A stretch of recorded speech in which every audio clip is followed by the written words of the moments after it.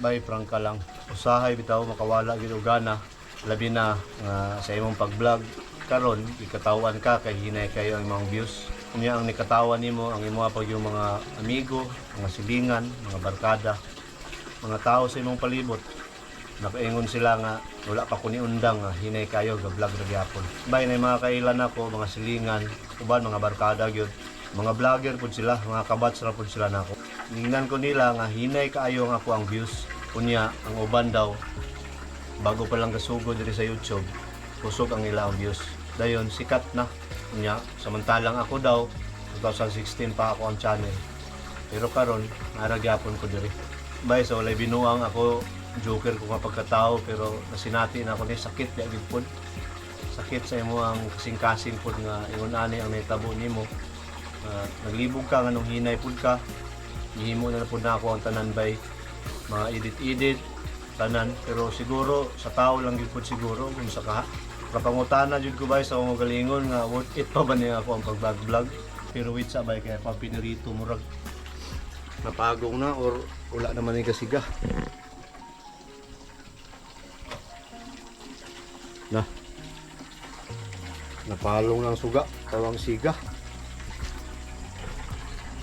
na ako doon karon ga vlog sa Dirty Kitchen guys kay nautdan tagasol. Mahal kaya ang gasol karon agi sa kamahal sa gasolina.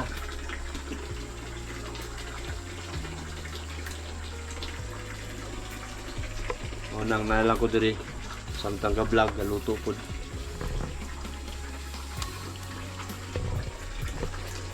Mahal kayo ang wala ako kapalit o 1 by gasol ba. Dari unta ko magluto. Pag takarod sa gas, ipalit ko butane sa itong gagmay ng ani. Nahurot pod, wala laing choice. Nangahoy ko ganina. Nanguha og kahoy sa may gani kay diri daghang kahoy nga makita. Salbar ang pagluto. So kayo lang kay napalong na po ako sang pakalayuhon guys.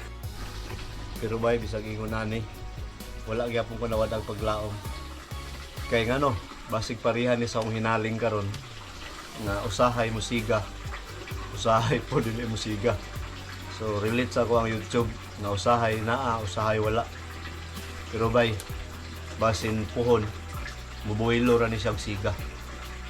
Pareha sa akong channel. So padayon ra gyud gyapon ta bay. Usa ni sa ko mga na-realize karon nga kining YouTube siguro dili man siguro ni paunhanay. Kaya ang uban bay kusog sila karon. Pagsugod pa lang kusog na kayo.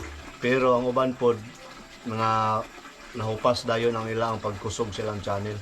Ako hinay man kayo pero naagyapon. Padayon ra gyud gyapon.